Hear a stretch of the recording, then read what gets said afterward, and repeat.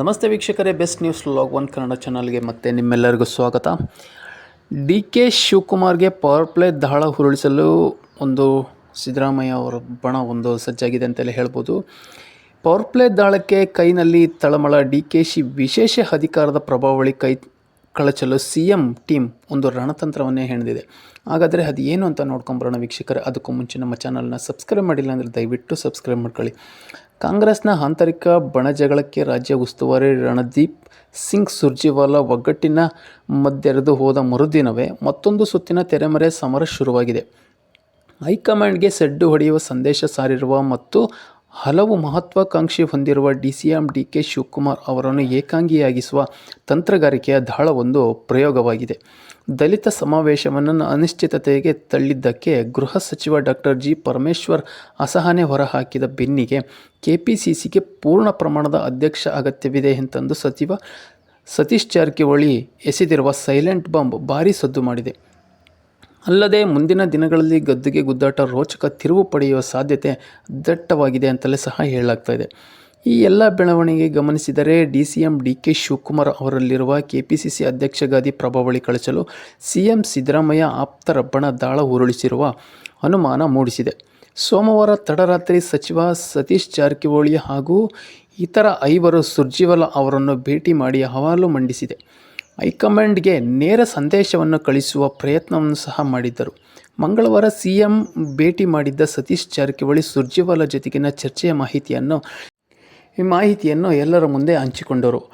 ಅವರ ಮಾತಿನ ಧಾಟಿ ಸಾಲುಗಳ ಗೂಢ ಅರ್ಥ ಪವರ್ ಪ್ಲೇ ಆರಂಭಿಸಿದಂತೆಯೇ ಕಾಣಿಸ್ತಿದೆ. ಇನ್ನು ಲಾಭ ನೋಡೋದಾದರೆ DK ಶಿವಕುಮಾರ್ KPCC ಅಧ್ಯಕ್ಷರಾಗಿರುವಷ್ಟು ಕಾಲ ದೆಹಲಿ ಮಟ್ಟದಲ್ಲಿ ಹೆಚ್ಚಿನ ಪ್ರಭಾವ ಹೊಂದಿರುತ್ತಾರೆ ಮತ್ತು ಸರ್ಕಾರದ ಮಟ್ಟದಲ್ಲಾಗಲೂ ಎಲ್ಲ ತೀರ್ಮಾನಗಳಲ್ಲೂ ಪ್ರಧಾನ ಪಾತ್ರ ವಹಿಸುತ್ತಾರೆ. KPCC ಅಧ್ಯಕ್ಷರಾಗಿರುವಾಗ ಅವರ ಪ್ರತಿ ಜಿಲ್ಲೆಯಲ್ಲೂ ಹಿಡಿತ ಸಾಧಿಸಲು ಅವಕಾಶವೂ ಸಿಗ್ತದೆ. ಒಂದೊಮ್ಮೆ ಅವರು ಪಕ್ಷದ ಅಧ್ಯಕ್ಷ ಸ್ಥಾನದಿಂದ ಕೆಳಗಿಳಿದರೆ ಇತರ ಸಂಪುಟ ಸದಸ್ಯರಂತೆ ಅವರು ಸಹ ಒಬ್ಬರಷ್ಟೇ ಎಂಬುದು ಸಾಮಾನ್ಯ ಲೆಕ್ಕಾಚಾರ. ಇದೇ ಕಾರಣಕ್ಕೆ DK ಶಿವಕುಮಾರ್ ಹೊಂದಿರುವ ಪಕ್ಷದ ಅಧ್ಯಕ್ಷ ಸ್ಥಾನವೆಂಬ ವಿಶೇಷ ಅಧಿಕಾರವನ್ನು ಕಸಿಯುವ ಪ್ರಯತ್ನಕ್ಕೆ ಕೈ ಹಾಕಲಾಗಿದೆ. ಇನ್ನೊಂದೆಡೆ ನೀವು ಅಧ್ಯಕ್ಷರಾಗುತ್ತೀರಿ ಎಂತಂದು ಯಾರೂ ನನ್ನನ್ನು ಕೇಳಿಲ್ಲ.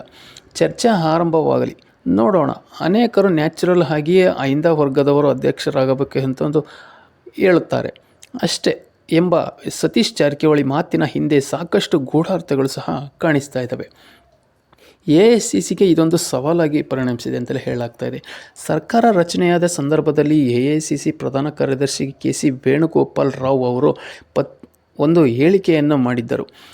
ಅದರಲ್ಲಿ ಮುಂದಿನ CM ಆಗಿ ಸಿದ್ದರಾಮಯ್ಯನವರು ಮತ್ತು DK ಶಿವಕುಮಾರ್ ಅವರು ಏಕೈಕ ಉಪಮುಖ್ಯಮಂತ್ರಿ ಆಗಿರ್ತಾರೆ. ಲೋಕಸಭಾ ಚುನಾವಣೆಗೂ ಅವರೇ ಪಕ್ಷದ ಅಧ್ಯಕ್ಷರಾಗಿ ಮುಂದುವರಿಯುತ್ತಾರೆಂದು ಉಲ್ಲೇಖವಿತ್ತು. ಆ ಟಿಪ್ಪಣಿಯನ್ನೇ ಮುಂದಿಟ್ಟುಕೊಂಡು ಸತೀಶ್ ಜಾರಕಿಹೊಳಿ DK ಶಿವಕುಮಾರ್ ಅವರನ್ನು ಯಾವಾಗ ಬದಲಿಸುತ್ತೀರಿ ಎಂತಂದು ಹೈಕಮಾಂಡ್ಗೆ ಆಂತರಿಕ ಹಾಗೂ ಬಹಿರಂಗವಾಗಿ ಒಂದು ಪ್ರಶ್ನೆಯನ್ನು ಸಹ ಹಾಕ್ತಾ ಇದ್ದಾರೆ. ಲೋಕಸಭಾ ಚುನಾವಣೆ ಮುಗಿದ 6 ತಿಂಗಳ ಮೇಲಾಯಿತು. ಅಂದು ಪ್ರಧಾನ ಕಾರ್ಯದರ್ಶಿ ಪ್ರಕಟಿಸಿದ ನಿರ್ಧಾರ ಜಾರಿಗೆ ತರಲೇಬೇಕಲ್ಲವೇ? ಪೂರ್ಣ ಪ್ರಮಾಣದಲ್ಲಿ ಅಧ್ಯಕ್ಷರು ಬೇಕೆನ್ನುವುದು ಎಲ್ಲರ ಅಭಿಪ್ರಾಯ ಎಂಬ ಸತೀಶ್ ಜಾರಕಿಹೊಳಿ ಅವರ ದನಿ ಹಿಂದಿನ ಶಕ್ತಿ ಬಲವಾಗಿದೆ ಎಂಬ ಅನುಮಾನ ಸಹ ಒಂದು ಮೂಡ್ತಾ ಇದೆ. ಇನ್ನು ಶಾಸಕರ ಅಭಿಪ್ರಾಯವನ್ನು ತಗೊಳ್ಳೋದಾದರೆ, ಬುಧವಾರ ಸತೀಶ್ ಜಾರಕಿಹೊಳಿ ಅವರು ಉರುಳಿಸಿದ ದಾಳದಲ್ಲಿ ಕಂಡುಬಂದ ಮತ್ತೊಂದು ಪ್ರಧಾನ ಅಂಶವೆಂದರೆ KPCC ಅಧ್ಯಕ್ಷರ ನೇಮಕದ ವೇಳೆ ಎಲ್ಲ 140 ಶಾಸಕರ ಅಭಿಪ್ರಾಯ ಕೇಳಬೇಕೆಂಬ ವಾದ. ಸಾಮಾನ್ಯವಾಗಿ ಪ್ರದೇಶ ಕಾಂಗ್ರೆಸ್ ಸಮಿತಿಯ ಅಧ್ಯಕ್ಷರ ನೇಮಕ ಆಗುವ ಹೈಕಮಾಂಡ್ ನಿರ್ಧಾರ ಅಂತಿಮವಾಗುತ್ತದೆ. ಆಯಾ ರಾಜ್ಯದ ಪ್ರಮುಖ ನಾಯಕರ ಅಭಿಪ್ರಾಯವಷ್ಟೇ ಮುಖ್ಯವಾಗಿರುತ್ತದೆ. ಈಗ ಜಾರಕಿಹೊಳಿ ಹೈಕಮಾಂಡ್ ಮುಂದೆ ಸಲ್ಲಿಸಿರುವ ಒತ್ತಾಯ ಮುಂದಿನ ದಿನಗಳಲ್ಲಿ ಆಗಬಹುದಾದ ನಾಯಕತ್ವ ಬದಲಾವಣೆಯಂತಹ ಪ್ರಮುಖ ತೀರ್ಮಾನಗಳಲ್ಲೂ ಶಾಸಕರ ಅಭಿಪ್ರಾಯಕ್ಕೆ ಮಣೆ ಹಾಕಬೇಕೆಂಬ ಷರತ್ತು ಸಹ ವಿಧಿಸಲು ಮುನ್ನುಡಿ ಬರೆದಂತಿದೆ. ಹಾಗೊಂದು ವೇಳೆ ಶಾಸಕರ ಅಭಿಪ್ರಾಯ ಮುಖ್ಯವಾದರೆ ತೀರ್ಮಾನಗಳನ್ನು ಯಾವ ಸ್ವರೂಪದಲ್ಲಿ ಬರಬಹುದೆಂಬುದು ಸಹ ಬಿಡಿಸಿ ಹೇಳಬೇಕಿಲ್ಲ ಎಂಬುದು ಕೈ ನಾಯಕರ ವಾದ. DCM ಮೌನ ಮಂತ್ರ. ಸತೀಶ್ ಜಾರಕಿಹೊಳಿ ಅವರ ಮಾತಿನ ಮರ್ಮವನ್ನು ಗ್ರಹಿಸಿರುವ DCM DK ಶಿವಕುಮಾರ್ ಈ ವಿಚಾರವಾಗಿ ಮೌನಕ್ಕೆ ಶರಣಾಗಿದ್ದಾರೆ. ಜಾರಕಿಹೊಳಿ ಈ ಒಂದು ಹೇಳಿಕೆಯನ್ನು ನೀಡುವಾಗ ದೆಹಲಿಯಲ್ಲಿ ಇದ್ದ ಅವರು ಮಾಹಿತಿ ತರಿಸಿಕೊಂಡಿರೆಂದು ಮೂಲಗಳಿಂದ ತಿಳಿದು ಬಂದಿದೆ.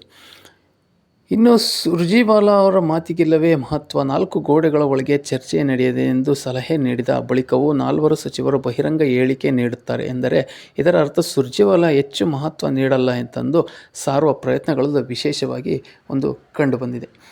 ಇನ್ನು ಜನವರಿ 26ರ ಬಳಿಕ ಸತೀಶ್ ಜಾರಕಿಹೊಳಿ ಮತ್ತು ಇತರ ಸಚಿವರು ದೆಹಲಿಗೆ ತೆರಳಲಿದ್ದಾರೆ. ಈ ವೇಳೆ ಏನು ನಡೆಯುತ್ತೆ ಅನ್ನೋದು ನಾವೆಲ್ಲರೂ ಕಾದು ನೋಡಬೇಕಾಗಿದೆ ವೀಕ್ಷಕರೇ.